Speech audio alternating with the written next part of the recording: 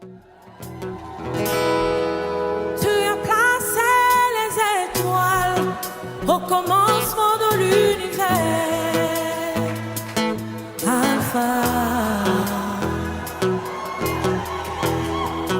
Oh, rien ne peut être créé si tu n'as pas encore parlé. Alpha. Avant qu'Abraham ne fût tué. Oh, Alpha. Mon Seigneur, tu sais comment commencer à faire naître en moi tes louanges. Alpha, Omega. Alpha, Omega. Bonjour, les distingués de Jésus-Christ, Shalom.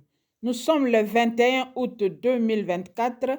Nous sommes dans le cadre de la Cité de la Justice où Jésus-Christ a pris une décision pour nous.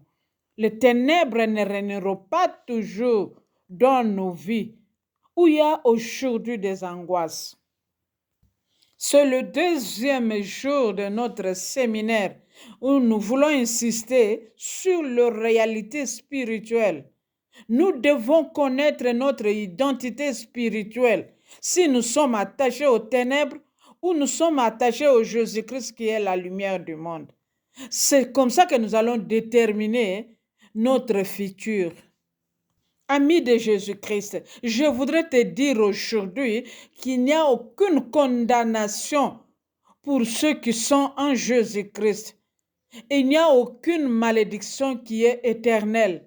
Si nous prenons la décision d'être du côté de Jésus-Christ, c'est lui qui va mettre fin à toutes les lois établies de nos familles. Car la Bible déclare que c'est Jésus-Christ qui a effacé l'acte dont les ordonnances nous condamnaient et qui subsistait contre nous.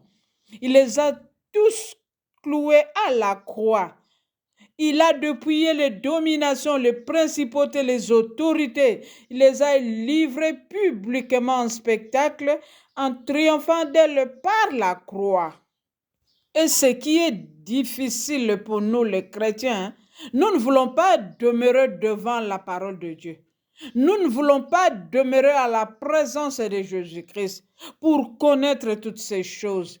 Nous voulons demeurer en présence de la télé, en présence des pasteurs, des prophètes, pour nous donner l'identité, alors qu'eux-mêmes aussi, ils ont besoin de cela.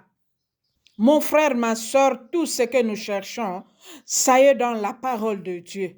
Le Père nous a recommandé de le trouver dans le lieu secret. C'est là où il se trouve. Lorsque nous entrons avec le Saint-Esprit, nous allons le trouver là-bas. Il va résoudre nos problèmes au travers de son Fils Jésus-Christ de Nazareth. Fidèle de Jésus-Christ, quelle est ton identité?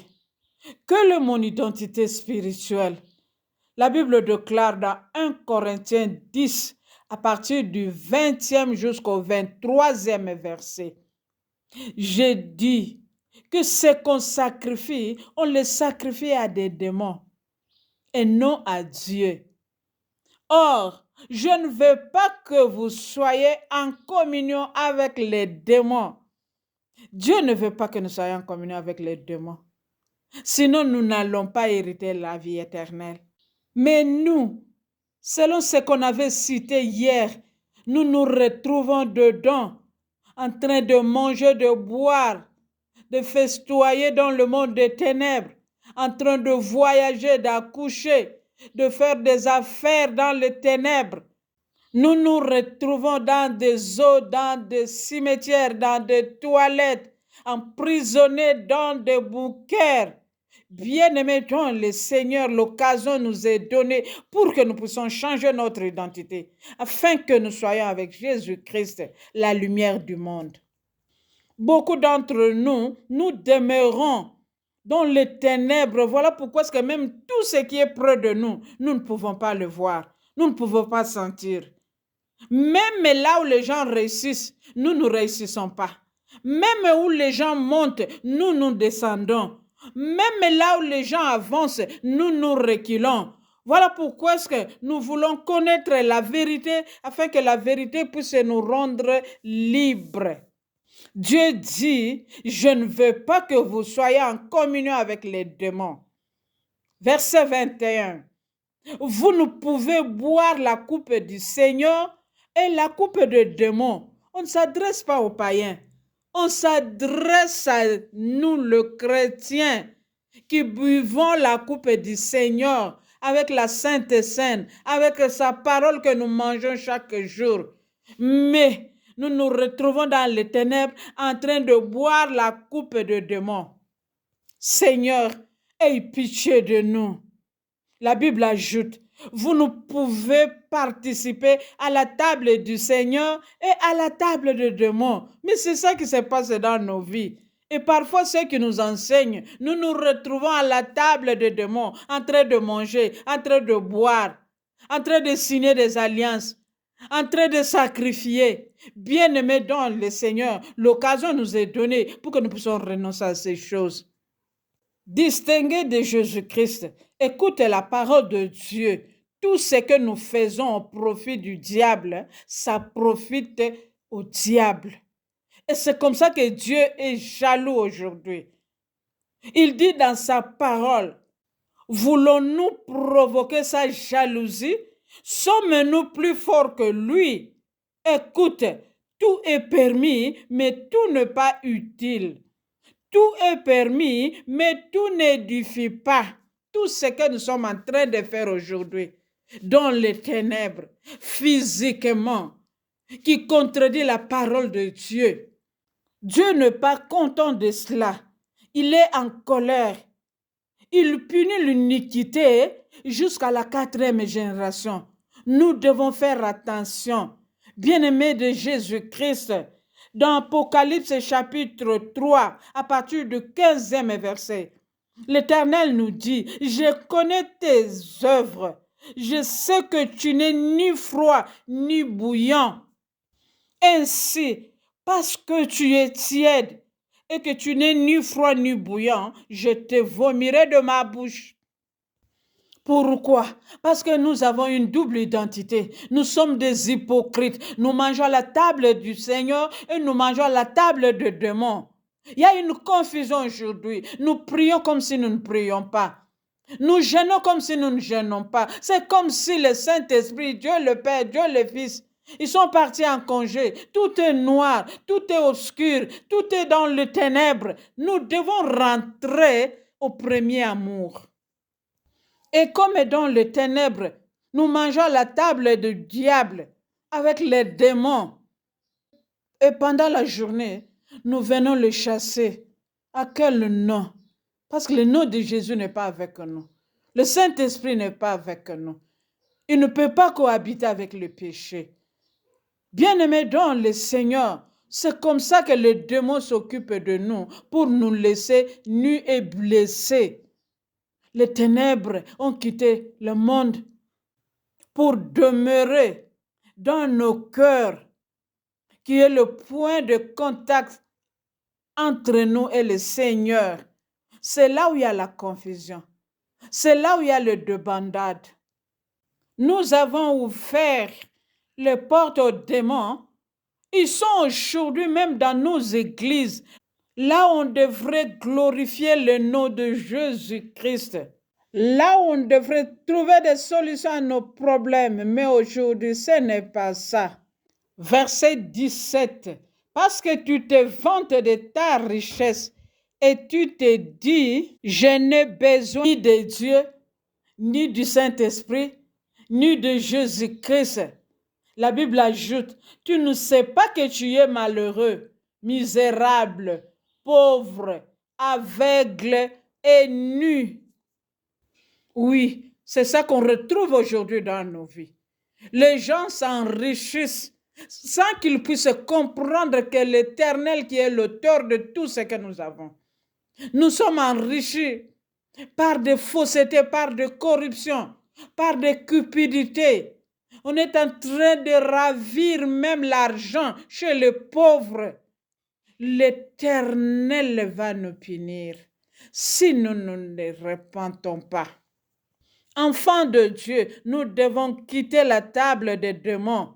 Sinon, nous allons tout perdre après avoir payé le prix dans des prières, dans des jeûnes, dans des retraites, dans des veillées. Nous devons prendre une décision. Et d'ailleurs, dans le verset 18 d'Apocalypse 3, la Bible déclare: je te conseille d'acheter de moi de l'or éprouvé par le feu, afin que tu deviennes riche. La richesse spirituelle de Dieu. Deuxièmement, je te conseille d'acheter des vêtements blancs afin que tu sois vêtu et que la honte de ta nudité ne paraisse pas. Nous devons nous vêtir de la sanctification, de la crainte de l'Éternel, de la piété, de la droiture, de la sincérité, afin que nous ne puissions pas être nus devant l'Éternel et devant les démons. La nudité, c'est le symbole de manque de protection. Et lorsque nous ne sommes pas protégés, les démons, les esprits impurs, les dominations, les principautés, les autorités vont s'occuper de nous pour nous dépouiller. Troisièmement, l'Éternel nous dit: je te conseille d'acheter de moi un collier, un liquide, pour oindre tes yeux afin que tu voies. Nous devons mettre le sang de Jésus chaque jour afin que l'aveuglement puisse tomber. Beaucoup d'entre nous, nous sommes dans l'aveuglement. Nous continuons à croire en Jésus-Christ, mais avec les démons dans nos vies. Alors, dans tout cela, quelle est la solution de l'Éternel? C'est dans le verset 19. Moi, l'Éternel, je reprends et je châtie tout ce que j'aime. Aie donc du zèle et répands-toi. Pourquoi l'Éternel insiste toujours sur la repentance? C'est là où nous nous séparons de péché. C'est là où nous renonçons à l'ancienne vie, aux convoitises du monde, aux convoitises de la chair. C'est là où nous nous accrochons à la piété, à la droiture, à la justice. Et c'est comme ça que la grâce de Dieu va agir dans nos vies. Deuxième solution, c'est dans Romains 13 à partir du 11e verset. Bien-aimés dans le Seigneur, nous devons nous réveiller de nos sommeils. Nous sommes dans les ténèbres. Nous sommes en train de manger à la table de démons. Nous devons nous réveiller pour quitter là-bas, afin que l'Éternel puisse agir dans nos vies.